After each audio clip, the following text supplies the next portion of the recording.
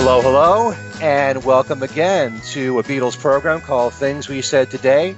This is a weekly conversation in which we talk about anything and everything that has to do with the Beatles, the past, the present, the future, whatever we feel like talking about in the moment.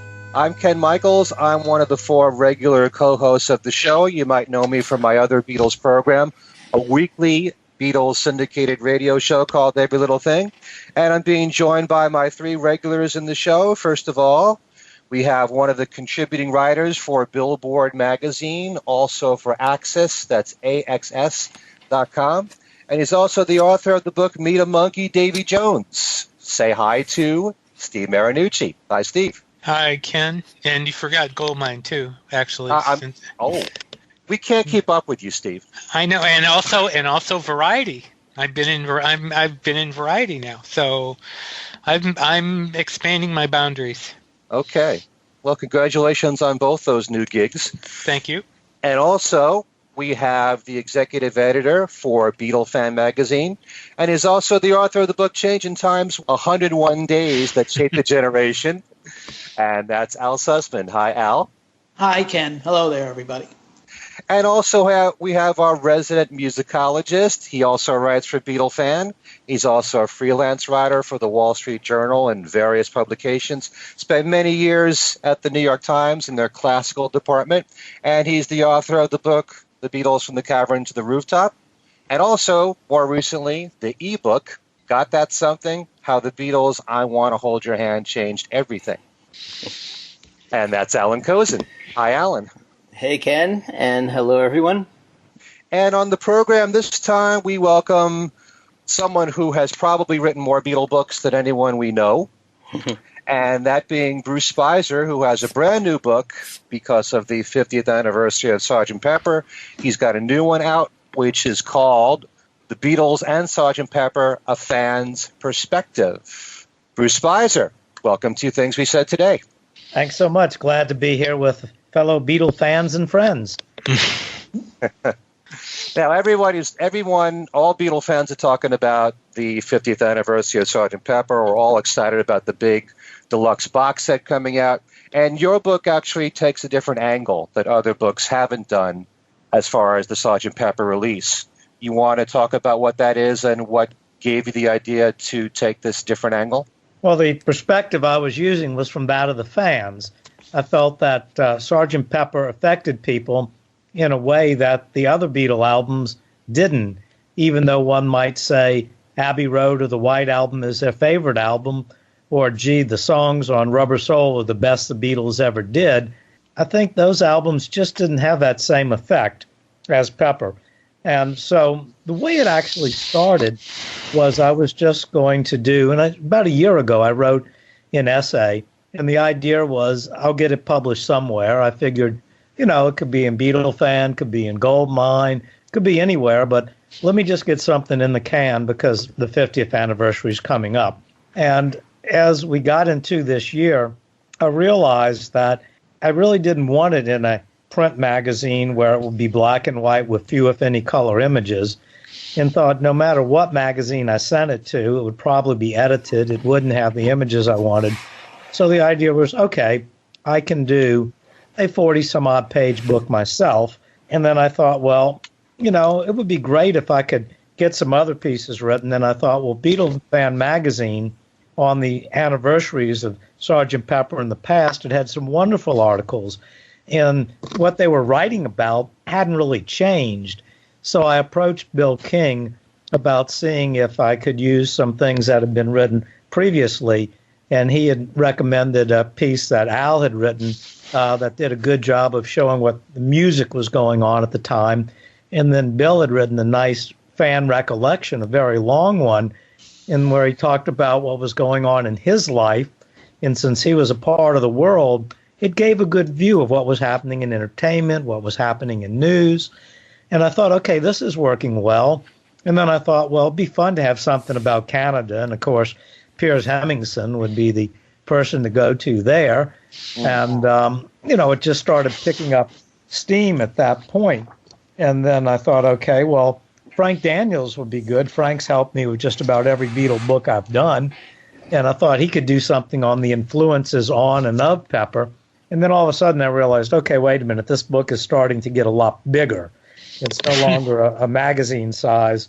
And I kept trying to figure out, what do I call this thing? And I had a bunch of titles. And then finally I came up with The Beatles and Sgt. Pepper, a fan's perspective, meaning a perspective of the fans. And I thought, well, why don't I just get fans to send things in? So I posted something on my website. I sent out an email blast, and I talked to people who I thought might know other people. And that worked well, and I started getting in, and I thought maybe I'll get a dozen or so. And I ended up at the end of the day having over 80 fan recollections. And after a while, a few of them came in from musicians. You know, Stephen Bishop, well, I haven't heard of him in a while. And this guy, Barry Winslow, and he was with the Royal Guardsmen. Oh, yeah, Snoopy and the Red Baron. And I thought, you know, come on, Bruce. Musicians are Beatle fans. And so, all right, I knew someone who knew Peter Tork. So she sends him an email, and about 20 minutes later, he has a reply to her, not saying, I'll contribute. Here it is. Beautiful, fresh, spontaneous, sincere, typical Peter Tork. And then I thought, okay, I know Pat Denizio of the Smithereens. They love the Beatles. I called up Pat. Pat, would you be willing to write something? No, Bruce, I'm too lazy to write something. We'll just chat a while, and I'll tell you what happened. I said, great. And that worked. And then a friend of mine, Lou Simon, had a connection with Billy Joel, and he contacted Billy. And Billy said, you know, I really don't feel like writing something, but I'll be happy to give Bruce an interview. So I interviewed Billy, and that's kind of how we worked it out. And it was great because I did not want a book of, you know, the latest pop diva talking about what Sgt. Pepper meant to her, even though she was born 25 years after it was released. I wanted to make the obvious pun, pepper in a few celebrities, as it were, but to really keep the theme of it just being everyday people talking about what Pepper meant to them at the time it came out and later on, whether you were, you know, bought it June 1st or 2nd, 1967, or whether you heard it for the first time in a car on an 8-track player driving in the middle of the desert, you know, whatever. And I think it worked out really well. Yeah, you've got some real key people there that I would automatically think of. Billy Joel certainly being one of them. And I've known for a long time Stephen Bishop is a, you know, major Beatle fan. So were any of their reactions of what they wrote about or spoke about, did any of them surprise you? Did you learn anything about the Sgt. Pepper album from their own perspective that you learned something about them and about the album? Anything new? Yeah, and I would love to tell the Billy Joel story, but I really don't want to give it away because I think anyone who reads it will be blown away by it. But I think his was probably one that if anybody had sent it in, it would have been great. Peter Tork wanted to hear the album on the best stereo system possible, and if you lived in the Hollywood area, that meant David Crosby's. So he went over to David Crosby's, and Crosby told him, look, I'm not going to be there, but come on in. I guess, you know, he probably left a key under a flower pot or something. And, you know, Peter said he just sat there and took it all in and was just totally stunned and overwhelmed by it all, which is what you would expect. But to hear it from, you know, a serious musician, and yes, folks, Peter and Mike Nesmith certainly were serious musicians, you know, it was nice to hear how they had just been blown away by it. Barry Winslow's of the Royal Guardsmen was interesting because here's a guy in the summer of 67 driving on the road, and here's tracks from Sgt. Pepper, pulls over to listen to it, and is heading into the studio to record Snoopy's Christmas. You can imagine, you know, just to me, I found that pretty interesting, you know, the juxtaposition of those two types of things that were going on. Before I pass it along to one of my colleagues here, did many of the young Beatle fans of the time look at this as being such a big shock, or was it kind of a smooth transition going from Revolver and also the Penny Lane Strawberry Field single into Sgt. Pepper? I think it shocked everybody. You know, the old Sgt. Pepper took you by surprise. Look, you know, as I say in the essay in the book, the clues were there.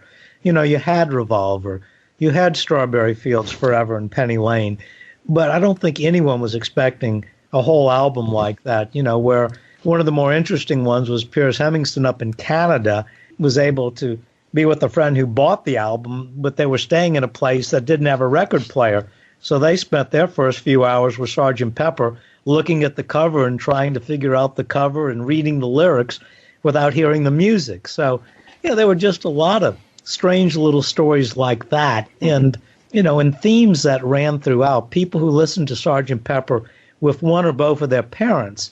And, that certainly hit me as, very strange. And I was very touched by those. I lost my mom last August, and those touched me the most. Mm. Yeah, you just brought up something that, of course, with Sgt. Pepper, it had a lot more to do than just the music. There's the packaging of the album, too, which we'll get into. Al, how would you like to ask the next question? Okay, well, actually, I'm not going to do too much because, full disclosure, I'm part of the book. So one observation that I had, though, and Bruce and I have actually talked about this, is the fact that I think this is probably the only Beatles album where so many people can remember exactly where they were and what they were doing when they either got their copy of the album or when they did finally were able to sit down for their first listen. For instance, I actually don't remember my first listen to Abbey Road, as great an album as that is. I remember buying it, but I don't remember the circumstances of actually sitting down and listening to it. Whereas with Sgt. Pepper, it's my image is as clear as it was, that day in early June of 1967, of sitting down and listening to this album and having the jacket in my hand and following the lyrics for the first time for a pop album. So I think that's, Bruce, let me get your thoughts on that. Yeah, I think that's true. Everybody seems to have that experience, whether it was somebody lying in bed and waiting till midnight because there was a night when this thing could actually be played on the radio stations legitimately, and knowing he wouldn't hear the whole album, but he would hear some of the songs. And so, he would listen in bed and hear a song or two and then hear more later. Other people talked about, an FM station playing the whole album, while others talked about, going to the store. One kid, poor kid, here he is going to a Catholic school. And on Friday on his lunch break, he runs home, hops on his bicycle, rides to the record store, rides back home with the album, drops it off, runs back to school so he won't get his wrist beaten with the ruler for being late, and sits there for a couple hours, just dying for school to end so he can run home and hear the album. You just had all kind of stories like that were just really, really cute stories, and so many of them. One girl listened to it in her room, and when her mom told her dinner was ready, she screamed, "Not now!" You could just picture these things happening. And as I read them, I found a lot of myself in some of them, and I think all the readers will find themselves in some of these little snippets of memories. And I think that makes it work really well for me. And the other thing was, and in the introduction to the book, I made it clear I had written my essay, almost a year before I solicited these fan recollections. I didn't write it afterwards. Yet so much of what's in my essay are in those fan recollections, which shows, my and my friend's experience really wasn't that unique after all. Mm-hmm. One thing I'd like to bring up, because Al has said on numerous occasions that the wait for Sgt. Pepper he called tortuous. Mm-hmm. And did you sense at the time this tremendous build-up for the album from the media? Yeah, from my standpoint, what I remember about it was that, the Beatles were knocking out, particularly with Capitol, the way they did things. You had a new album every couple of months, and you had singles every couple of months. And all of a sudden, you have this long gap after Revolver, and then a single comes out, no new album. And in the meantime, the Monkees are cranking out these great singles and albums that have some pretty good songs on it. And so, I saw that, friends of mine, were converting over to the Monkees, defecting, as it were. And so I think that, there was a lot of anticipation about it. And, when the album finally did come out, it, of course, lived up to the hype for most people. There were some that didn't get it. And, one of the other essays in the book, which is uncredited, but it was one, any uncredited essay would have been something I wrote. And I did it from what was going on in England. In the concluding part of it, were reproducing some of the edited responses that Tony Barrow had put together for the Beatles monthly book under his pseudonym. And, in it, there were ones where some people just didn't get it. Gee, I wish the Beatles would quit doing rubbish. I'm going to be a Monkees fan from now on. But a lot of people did get it. And then there were the people who didn't get it at first, but grew to appreciate it. So, that was another one of the trends you saw. But there was a lot of build up, and the press reactions were very interesting. You didn't have Rolling Stone or Cream. You had Crawdaddy, which was in its infancy. And their first issue, they had, rather than reviewing Sgt. Pepper, they had something called a preliminary review, and it was nothing but a pen and ink drawing collage type thing. Although on the next issue, they did make up with it with, multiple coverage. Time magazine began their article essentially saying George Martin's new album came out last week, and they praised George Martin. And in reading it, it was almost like they had forgotten about the contributions of John, Paul, the other George, and Ringo. But then a few months later, they put them on the cover and called them the Messengers. So you had all these wonderful reviews. And then, of course, the one that wasn't in that case was the one from the failing New York Times that would basically pan the album in praise the day in the life and said it was this remarkable piece as a coda to an undistinguished group of songs. Well, speaking of the New York Times, why don't we move on to Alan? Yeah. I mean, that review was really kind of interesting because I had always heard that it was, a pan and all that. And when I finally got my hands on it years ago when I was sort of doing an archival raid in the Times archives, it did not seem to me like that unreasonable a review. As you say, he liked A Day in the Life a lot, but his complaints really were that the Beatles have kind of been in a lot of these places before. I mean, he made an association between Eleanor Rigby and She's Leaving Home and I guess Love You Too and Within You Without You. He just, I think, thought they were not progressing as he had expected them to, which is interesting because we all listened to the album and thought, wow, this is something totally new. But I think from his perspective, it wasn't. And shortly after that, the classical composer Ned Rorem wrote a big essay saying, you know what, all the young classical people are listening to the Beatles, not going to regular recitals anymore. And over the years, both Ned Rorem and Richard Goldstein, who wrote the Times review, have reversed their positions. Ned Rorem says, well, okay, I made too big a thing of it. And Richard Goldstein says, well, yeah, it is a great album, But anyway, you do have, I mean, this sort of does bring up another aspect of the book because I think that actually, although the title is a fan's perspective, and a whole lot of it is devoted to those recollections, there is actually an awful lot more in this book, and I think that people considering whether to look into it or not should keep this in mind because, some people might not really care that much about what other fans thought. But you've also got all of, as you say, the press reaction. You've got articles about that. You've got Bill King's piece about what else was going on musically in '67.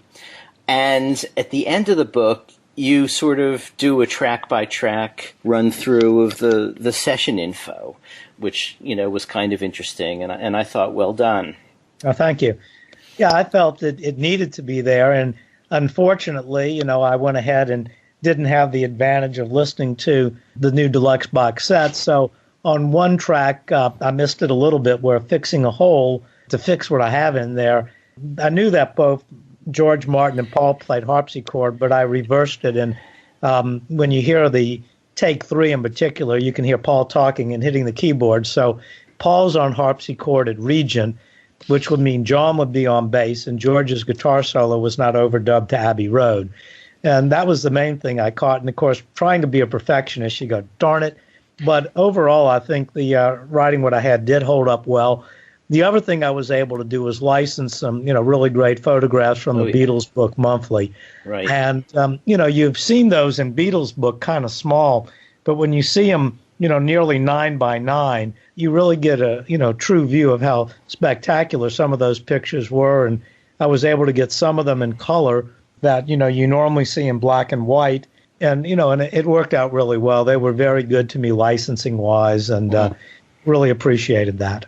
Well, plus you have all the ads and things too, which are kind of interesting to look back on. Sgt. Pepper is the Beatles, and those things, which have always been a specialty of yours. Yeah, the UK one that Alan's referring to is that the week the album was coming out, Parlophone, or actually EMI, was the one who took out the ad, and it said, "Remember, Sgt. Pepper's Lonely Hearts Club Band is the Beatles," as if to make sure people knew that this was the Beatles. And of course today it seems ludicrous, and maybe even then it was, but it was an interesting ad campaign to start a launch that way. And the other fun thing about it was on that particular issue, they had a big article on Monkey Peter, so Peter Tork sneaks into the book another time. Another thing that you do in the book, which sort of is going against the sort of contemporary conventional wisdom, is you are defending the stereo mix. And, it's interesting because I've been listening to the big box set and reading Giles Martin's comments and also the book that comes with it, and they're really stressing how the Beatles only cared about mono and the stereo mix was an afterthought and they didn't spend any time on it. But if you look in Lewison's book, you see things like the reprise of Sgt. Pepper, a track that lasts 1 minute and 20 seconds.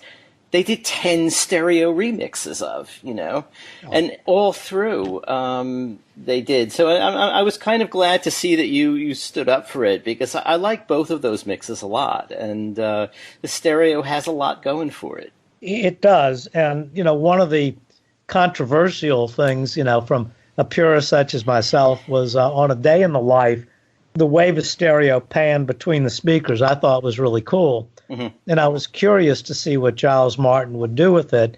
And he went ahead and had the vocals dead center. And I talked to Giles about it, and he said he had tried it. And he said, it just didn't feel right with the rest of the album. And I understand what he's getting at. And, if someone says, okay, Bruce, we have the mono, we have a stereo remix, what do you prefer? I'm going to say the stereo remix gets my vote, because I think it was, brilliantly done. And the way I look at it is what Giles Martin did is what his father and the Abbey Road engineers and the Beatles would have done 50 years ago if they had really cared about the stereo, and if they had the technology where you could unbounce tracks. And rather than mixing, from 4 tracks, Giles probably on any track was mixing anywhere from maybe 7, 8, 9, or 10 different tracks. Mm-hmm. You could put instruments left and right that before could either go left or right because they had already been mixed down, when you had to open up new tracks on that 4-track machine. Right. So, I think it's brilliant, but I do like the stereo mix, particularly I found The Day in the Life cool. I found Good Morning really great. One of the ironies was being for the benefit of Mr. Kite, which should sound better in stereo than mono, always sounded better in mono than stereo until the stereo remix. Mm-hmm. Okay. You also get credit in the back of the book that comes in the box set. Did you have what was your input in that? Well, I have 2 credits in there. One was for providing images, and it was really fun to see that they had, my name, you had Bruce Spizer, Ringo Starr right together. I thought that was cool. But Ringo's contributions on the album were significantly greater than mine, of course. Okay. And then the other thing was that I had brought a lot of ideas to the table about what to do with the 50th anniversary collection and was involved in a lot of discussions. Mm-hmm. Okay. Did they take a lot of your ideas? I don't know if the word take is for a lot of ideas. I'll say use a lot of your ideas.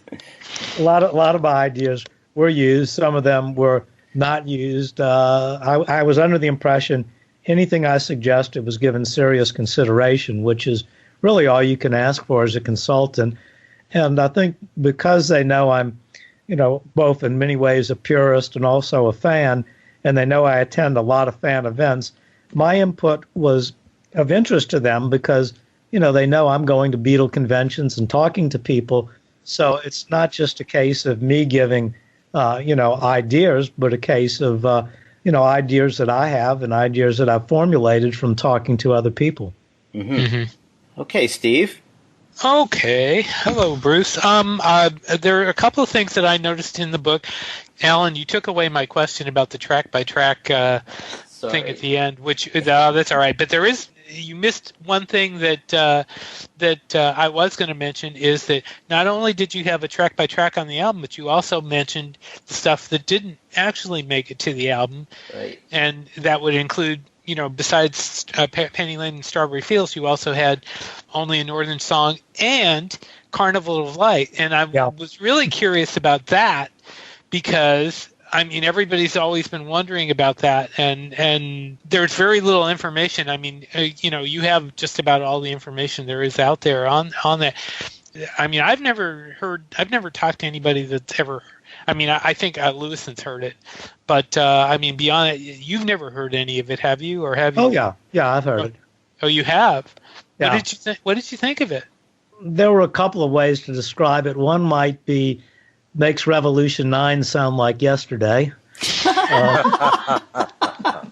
Oh, great! Another one might be yes, it should be included on anything the Beatles do, so everyone else can waste 15 minutes of their life. But look, let's talk about for what it was. It was not intended to be released by the Beatles on any album or anything. And it was one of those things where you had to be there. If you were sitting in a dark room and all these crazy lights were going around and, and you were, if you were inebriated or on drugs and you had all this music going, it could have been really effective. And I think there was discussion whether or not to include it. I wanted it included, but I think the feeling was, it would just not work in the context. I would not have put it on a CD. I would have put it on a Blu-ray disc where you had to make a conscious decision to hear it because it would destroy any listening experience on a CD. But no, it's very disjointed. There's not much, quite frankly, good to say about it as a musical composition. But, maybe one day Paul will come up with some way to get it out there and maybe have it on a 5.1 surround mix with a groovy light show on the screen and you pop it in and watch it. And maybe that's what needs to be done with it. I think it should come out eventually. And I understand the decision not to include it in the box set. See, because I think I've said this, I know among the four of us, but I've said, I don't think it should have come out because I know what the reaction would be, and I think especially on social media, the reaction would be horrendous. But it's interesting your perspective. That's one of the better, more detailed perspectives I've heard on it ever. I don't think anybody's ever talked about it with that much detail before. I was lucky. I was at Abbey Road during the remastering of the remasters. I wasn't there doing any remastering. I basically was going in and A-Bing them to the vinyl and checking liner notes and the like, and walked into Alan Rouse's office, who was unfortunately died about a year ago. Alan was a wonderful, gifted person, and I walked into his office and he was playing it, and he looked at me and said, "You have to leave." And I said, "Is that what I think it is?" And he says, "You have to leave." I said, "There's no way I'm leaving. I want to hear it." And he said, "Spizer, if there's anything on the internet within the next 2 weeks about Carnival of Light, you're in deep trouble." So obviously I didn't, disclose that I had heard it at the time. Mm-hmm. Mm-hmm. Wow. Well, there are fans out there that are curious about all the experimentation that the Beatles did. Yeah. And, if this was to come out, I really don't think it would tarnish the Beatles' reputation in any way, as long as it's presented in such a way that people know what it was used for. Yeah, I think among some people that would be true, but among others, I disagree. Well, I disagree with you, Ken. well, I don't. you're curious what they think. I think it should be out. And since, as you guys pointed out before we started the show, today is the anniversary of Life with the Lions. Exactly. Let's hear it for Carnival of Light. Okay. One of the other things I was going to bring up, actually a little different, was that the book has a feature on the man who is named Sergeant Pepper in the which and I'm shuffling to it now. It's James Babington, and I don't recall. Is that a first? Is that the first time that information's been out there? I've never seen it out there anymore, and the credit is to Max Gratinsky, and Max Gratinsky is a pseudonym of Frank Daniels.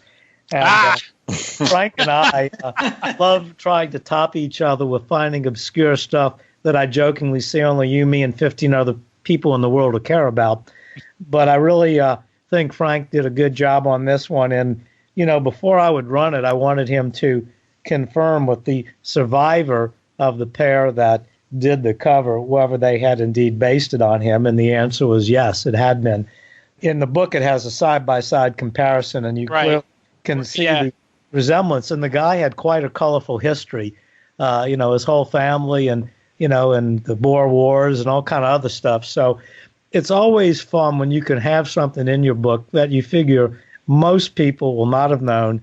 And in every book I've done, I've always said to, a challenge of, if anyone can read my book and honestly say they didn't learn something new, I will not only give them their money back, but I'll make it triple your money back guarantee. And no one's ever taken me up on it. The thing is that this was from a book of military war heroes, and there also was a card series done in the UK where, you knew about Beatle cards. In the UK, they had military history cards. And, Major General Babington was also one of these people that was on a card. So I think the artists got the idea to have the Sgt. Pepper cutout card from those cards, and out of those cards, pick this one as their model. Is that the card that's pictured? Because I'm looking at the side-by-side comparison. Is that the card that's of Babington that's pictured in the book? Well, we took the image from a book, but the card would have been the same as the image in the book. Okay. But I think that's where they got the idea for a Sgt. Pepper card, was you had this military hero card. Right. It should be noted, and because I'm looking at the pictures for people who don't have the book, the images are reversed. In other words, the real Babington is sitting opposite of the way Sgt. Pepper is, but there's clearly no question that he is the guy. There's no question at all. As I said in Yellow Submarine, the resemblance is uncanny. Right. Okay. Ken, back to you. Bruce, in addition to looking at teenagers and how they reacted to this album, do you also take a look at the older generation, like the kids' parents? Yeah. Were many of them very accepting of this change in the group? Yeah, I think, there are a lot of interesting things going on. One of them, as I mentioned, were kids that, listened to the album with their, a parent. Our good buddy Wally Pajojic listened to the album with his mom, and in his piece he explains how that came about. There was another guy who, was excited about the album, showed the cover to his father, and his father was doing yard work and said, "Let's go in the house," and he put it on, the stereo system in the big room. He didn't have to listen to it on his tiny record player. When I'm 64 was a song that bridged the generation gap for many, many people. There was a very touching story of a guy who said that, they lived in rural Maine and they eventually got the album, and whenever their dad wasn't around, they would play it. And he came home early one day and they were playing it, and When I'm 64 was on, and their father liked the song, and he said anytime he would be playing, records, his dad would say, "Can you play me When I'm 64? And the touching part for me was he said that, he says, I turned 64 soon, and when I do, I'll be playing it and singing with gusto, imagining being with my dad. Huh. So really touching stuff. The ironic thing was you had When I'm 64, which brought generations together, and then you had the Generation War saga of She's Leaving Home on the album. And I found that interesting. And in the New Yorker, this disc jockey said, my son's at Yale, and he told me the entire student body went out and bought it, and people who had friends at Harvard said the same thing. So it was an album that the college students accepted. You could no longer call the Beatles, doing teeny bopper music anymore. This was good, serious music. If you love classical music, it held interest. The editor of the New Yorker used a pseudonym and, talked about this guy who talked about the album is really him. And he compared it, to things like, great jazz musicians and the like. So, I found that interesting. The younger people, a lot of them had trouble accepting it and admitted, I didn't particularly like it at first, but after a few listens, I began to enjoy it more. The older people got it right away. And then you had some kid, I think it was 7, who, loved it so much that he said he carried the album around with him everywhere he went that summer. And he sent me this cute little picture of him and his family in their backyard. And he's sitting on a bicycle with the album gatefold open. I mean, I guess, and that leads me into another section. Let's think about when this album came out, we didn't have cameras and cell phones. People were not obsessed with taking pictures all the time. Nobody knew what a selfie was. And so I asked if people had pictures of themselves with the album cover taken in 67, knowing there would not be a lot of them. And there were some, about a half dozen. And when you look at them, to me, that's one of the highlights of the book. You have this wonderful shot of these 3 teenage girls sitting on the steps of their home in Cleveland. And you look at it and, you can see that they're not living in a mansion, that, they had to save up their babysitting money to get this album. Yet there they are proudly displaying the open gatefold. It's a great contrast to the Beatles, at Brian Epstein's and their fancy clothes and their fancy, Georgian townhouse showing the album jacket open.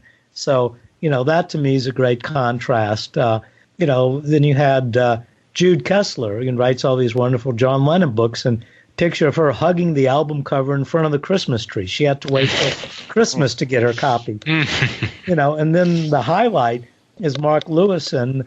And, since I can't show it visually, I guess, spoiler alert, but Mark Lewison did take the scissors to the cutout page and he put on the badges and the sergeant stripes and the fake mustache and had his mom take a picture of him standing in an English garden. And it's a wonderfully cute picture. So, you have these wonderful, images of it all. And, it was just really a fun book to put together. Wow. Very interesting. You always hear these stories about with the older generation, how it took a certain song from the Beatles for them to take the group seriously. Like I always heard about Yesterday. As soon as older people heard Yesterday, all of a sudden, they really aren't that bad. Yeah. But it's interesting to hear, the differences in the generations, and you got different reactions there from the album. You did. And there were one other thing that I found interesting, that the song Within You, Without You, many people said that they just didn't get it then. Some of them grew to love it. Others said they still don't like it. But it was interesting because one person said they were glad that it started side 2 because they could place the needle at the beginning of When I'm 64 and not have to listen to it. Mark Lewison talked about in England, where the album did not have any visual banding, that he had to guess where When I'm 64 started, and because of that, the introduction to that song had a lot of scratches from him trying to start the album there when he played it on side 2. But in all fairness to George, a lot of people said, it became one of my favorite Beatles songs or one of my favorite George songs. And, I just didn't get it at the time, but what a great song it is. When you hear it in the stereo remix, you get to hear the wonderful Indian percussion a lot more clearly. And it adds a great listening experience. And also included in the deluxe edition is the instrumental version with only the Indian instruments, and that's quite a treat as well. Mm-hmm. So that's different than the anthology version. Yeah, which is just the Western instruments. Right. The anthology had, I think, both East and West, whereas this just has the Indian instruments. And by themselves, that song is really well developed before George sings a note on it. But you've got the Indian string instruments actually playing the melody that George would later overdub over it. Al, would you like to talk at all about, you contributed 2 pieces to the book. Anything about those 2 articles? Actually, that does lead me into something. I've actually talked about this here before, the fact that the release of Sgt. Pepper, and especially as I said, the memories that we all have of our first listen to the album, it was really the first time that the release of an album became an event with a capital E.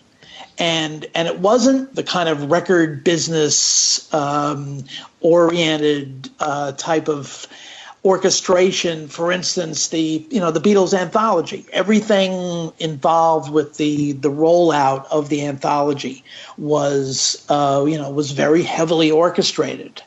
This was much more organic, and actually the one piece, as I said, that had been in Beatle Fan about 25 years ago, and Bruce specifically asked to have the piece included. But Bruce asked me to do a newer piece when we got talking, because of the fact that we all seem to have these memories of that weekend. And even though in those days, as Bruce mentioned before, there was really no rock press to speak of, and obviously the technology that we have now, obviously didn't exist in 1967, but we just knew almost by osmosis over the course of that weekend that everybody that other than, there were some little Beatle fan clubs that had been formed 3 years before, networks of girls who listened to the album together. But otherwise, we just kind of intrinsically knew that everyone was experiencing over the course of that first weekend this, the experience of listening to this very special album for the first time. Yeah, and that was the reason I asked Al to write the piece when we were talking about it was, and Al beautifully called it the, communal Sgt. Pepper. There was no internet. There was no Twitter.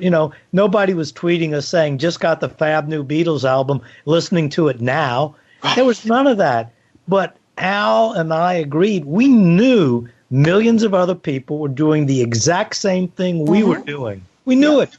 And Al, you had mentioned the thing about the Beatle clubs, and one of the fan recollections was this girl in New Jersey who had her own little Beatles fan club, and they got the album, in advance and invited the club members over. She said a lot of the club members had quit because they were upset with the Butcher cover and John's Jesus remarks.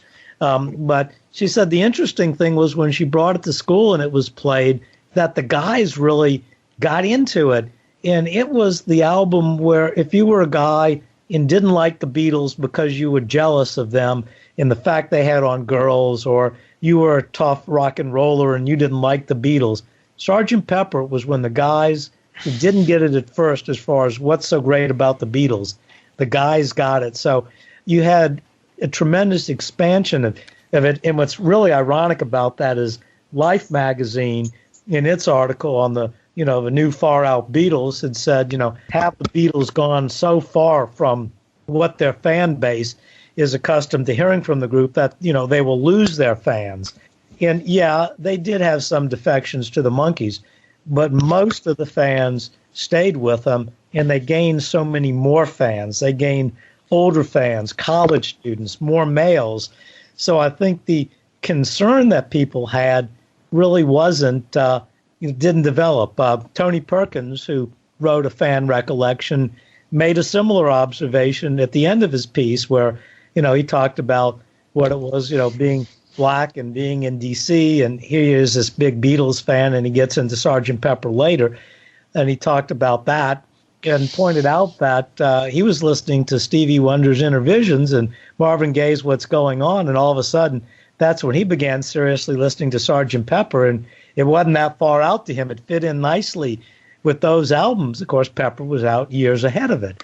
So, once again, kind of ahead of its time and influencing not just rock and roll, but, black music as well.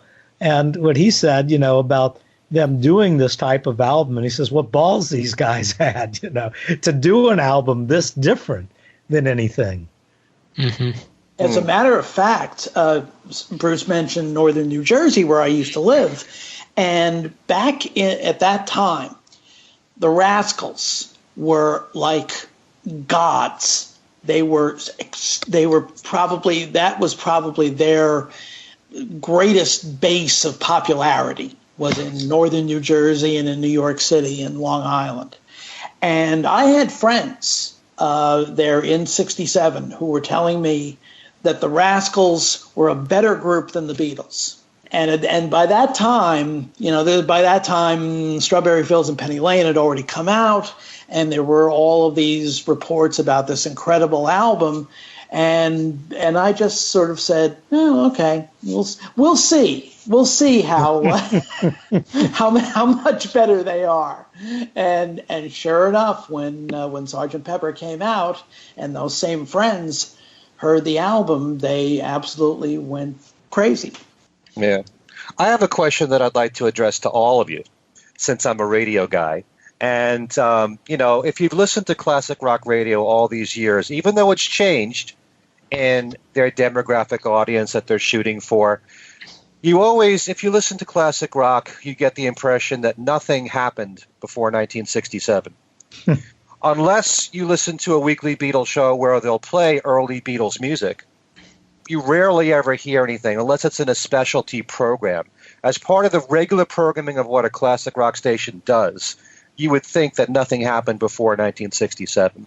And you always hear that Sgt. Pepper really marked the birth of the album as an art form. And yet, there are some really key important albums from 1967 that came out before Sgt. Pepper, like The Doors' first album, for example, or Surrealistic Pillow from Jefferson Airplane. The Grateful Dead's first album came out. Jimi Hendrix, his first album came out. When those albums came out, did they receive airplay on radio? Was it strictly only the singles that you heard from those artists, or was FM radio developing that early on in early '67, or did everything just change once Sgt. Pepper was released? I can speak for New Orleans, sure, and then I'll turn it over quickly. New Orleans, we had 2 AM stations. Either you were a WNOE good guy or WTIX boss jock. And I was a WTIX boss jock, and I wouldn't have been caught dead listening to WNOE. But my friends who would, argue with me about it, they had the same, we didn't hear album tracks normally. When the Beatles first came out, you did hear I Want to Be Your Man on the radio because Ringo was the favorite Beatle in the U.S. at the time. And then you really didn't hear album tracks.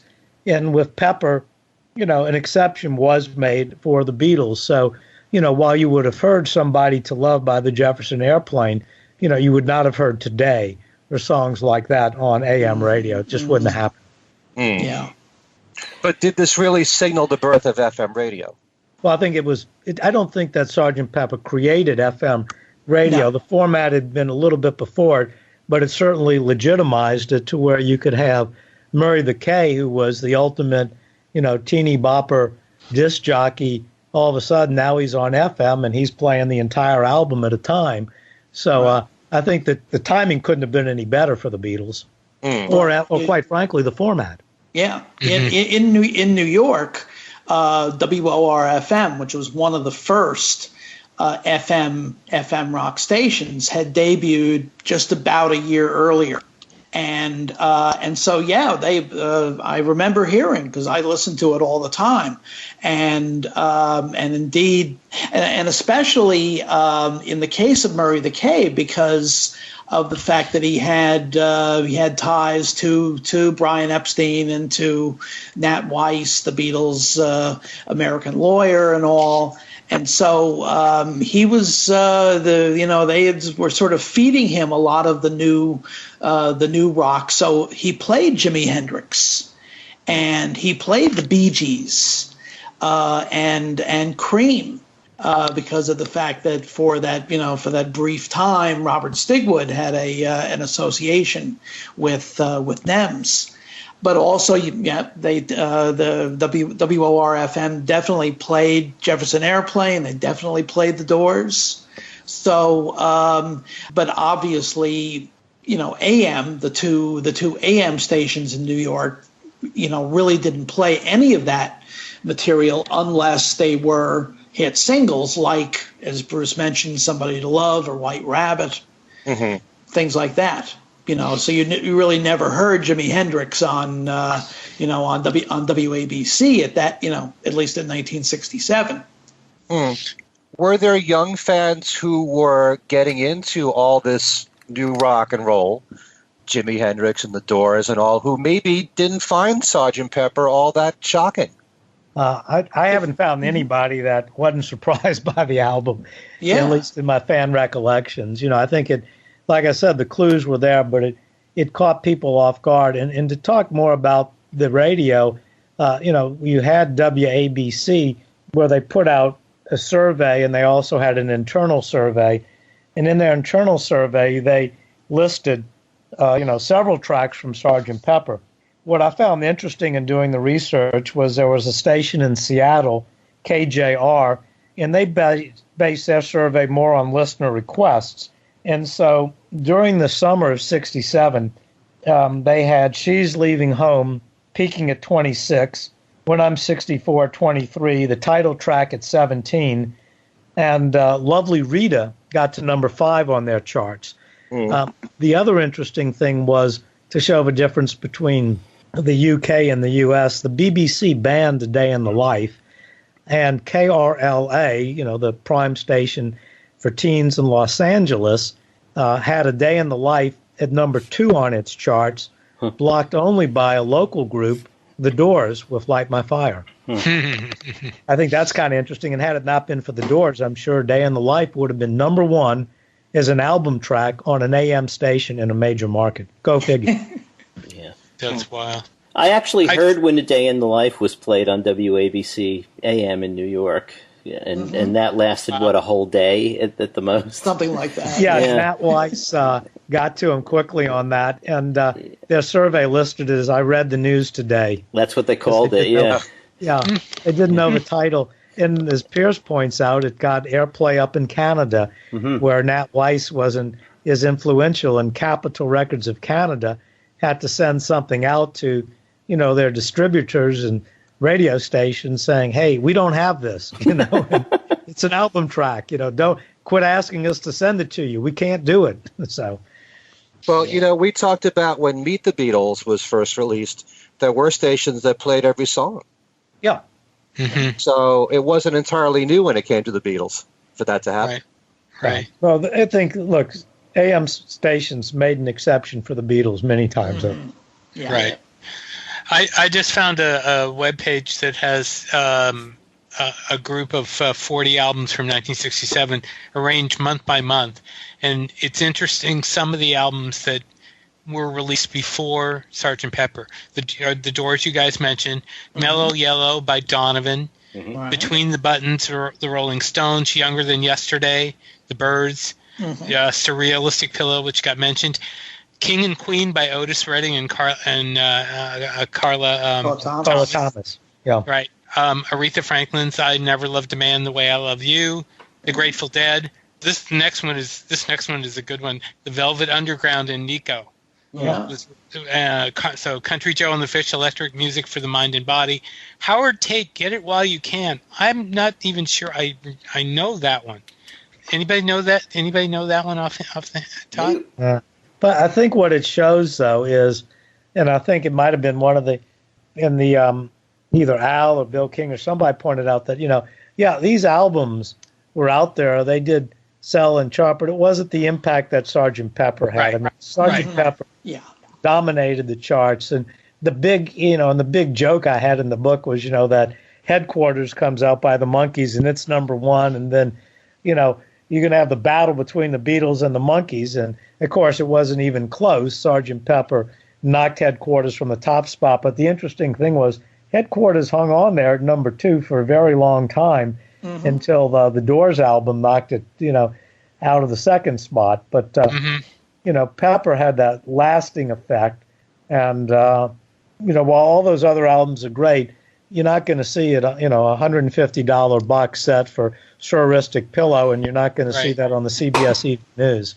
Right.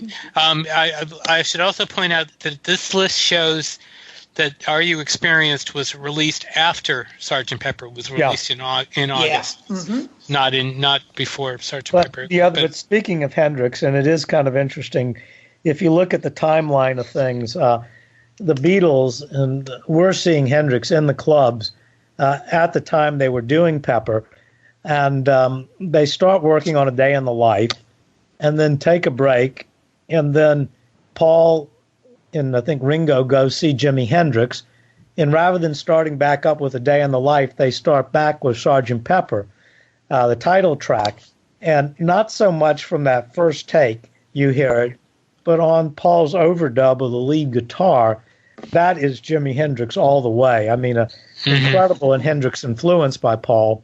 And then, you find that the legendary story of Pepper comes out, on a Friday, and Saturday or Sunday it is, they see Jimi Hendrix at the Seville Theater, and he opens up with Sgt. Pepper's Lonely Hearts Club Band, and returning the favor.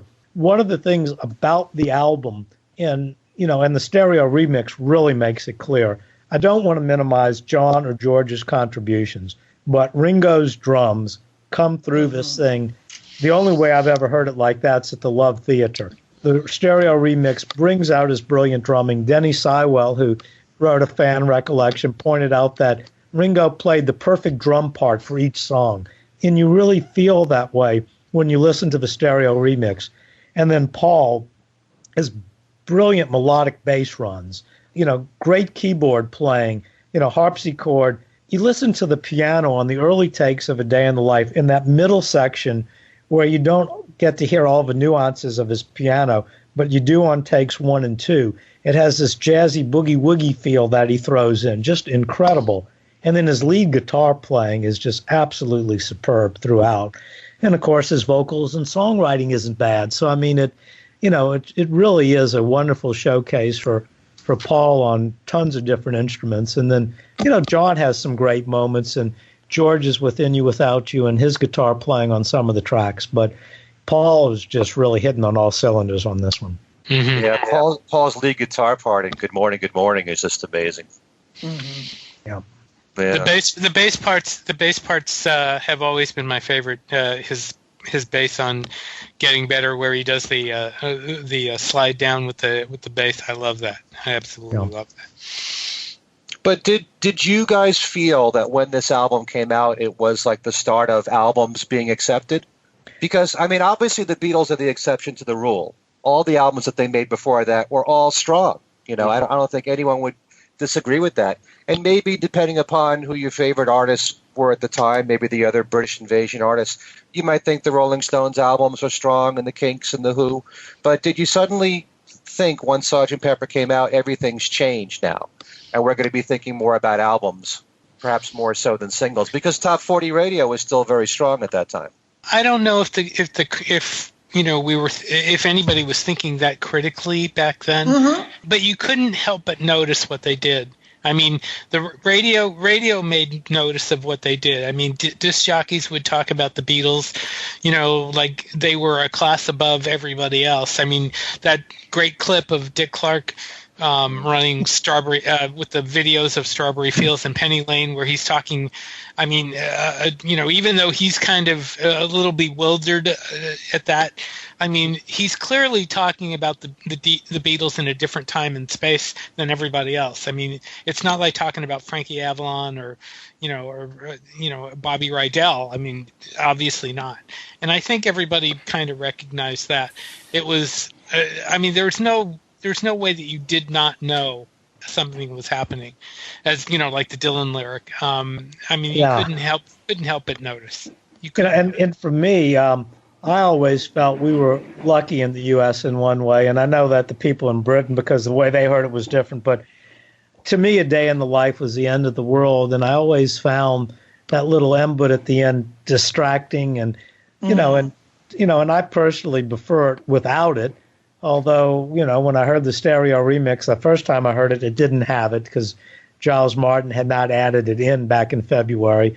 When I heard it, a week or so ago, it was there.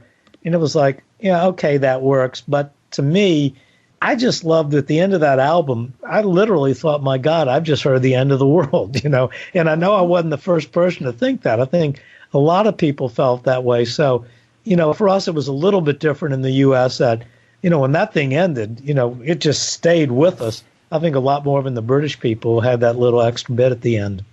In fact, in the early years of FM rock radio, especially FM progressive rock radio, it was kind of like a badge of honor, for a disc jockey, radio personality, whatever you want to call it, to stretch out that last chord and not say anything until it was. I think it was timed at like 43 seconds at that time, and not say anything. And then say, something like the Beatles. They were probably getting memos from the front office about dead air, Yeah. Right. So, Bruce, you probably know this because of your other research into, Capitol and its dealings with EMI. But in the book that comes with the remaster, they say why the U.S. didn't have the run-out groove. Do you have that information? What I had always theorized was the way that, from a timing element, Capitol liked to get their mastering done as soon as possible. So they would jump the gun sometimes.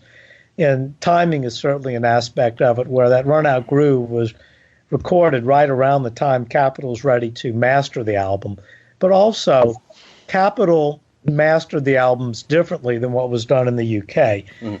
In the UK, you mastered an album, and by mastering, we mean you had something on a lathe that you were cutting it into, and you would cut this into a lathe from the tape, and that was called your master.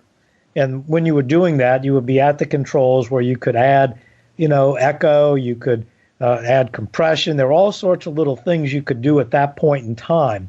And that was the mastering process. And when you finish that master, the master was then used to make a mother, and then a mother was used to make stampers. And in the UK, what they would do is a mother might be good for only a certain number of stampers.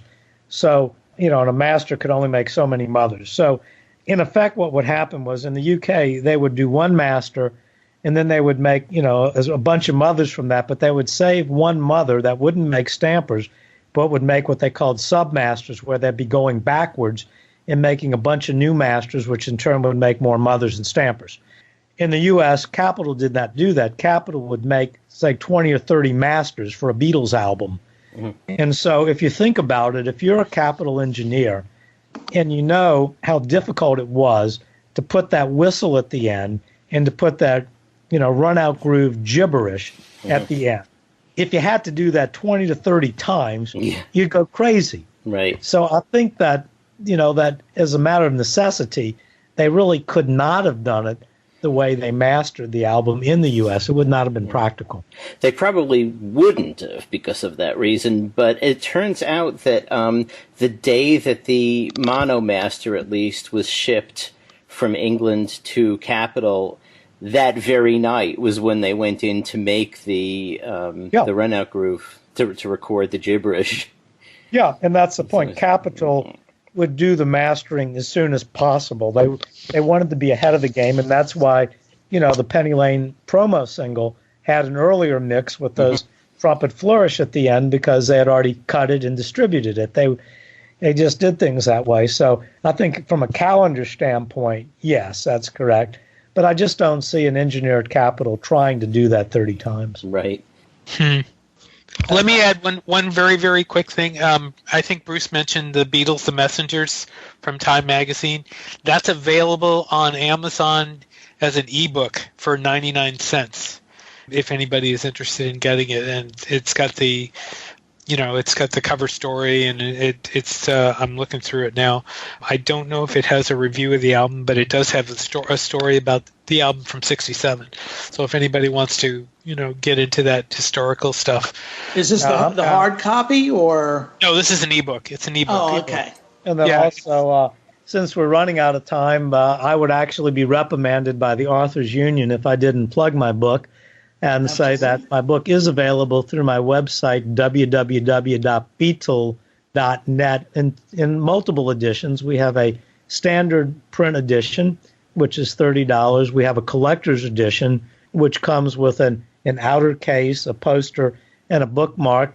And also, you also can get the PDF of the book for free included in that. And then also the book's available as a PDF. And, of course, if you order from the website, you get them personally signed by me, and we do appreciate those orders.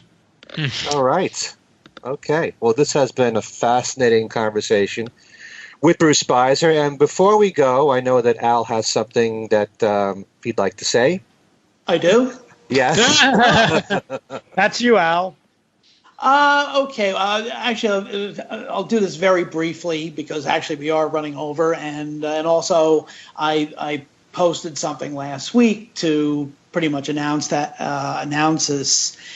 But this is actually going to be my last episode as a contributor to things we said today. The overriding reason, and you've heard.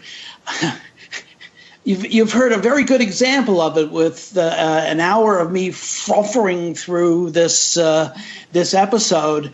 Is that I'm just tired of yelling at myself when I listen to the podcast because I'm not communicating the way I feel I should be, and I've always communicated better through the printed, the written word, and I haven't really done much of that in the three and a half years or so since changing times, and I really need to, shall we say, get back to doing that, and so I've decided I'm going to retreat from things we said today and get back to doing more in the way of writing. But I wanted to I do want to thank Ken and Steve for bringing me on back whenever it was 3 years ago, and of course to thank Alan, who came on with me at about the same time and who I've known really longer than any of you, because Alan and I used to exchange videos back in the early 80s when we were both in our early years of contributing to Beatle Fan, and so wanted to thank Alan obviously for his for his friendship and collegiality and all the rest of it.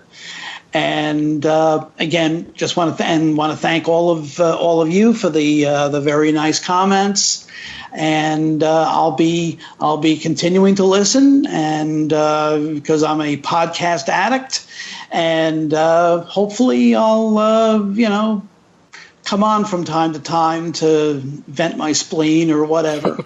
Yeah, we hope so. Yes, we do.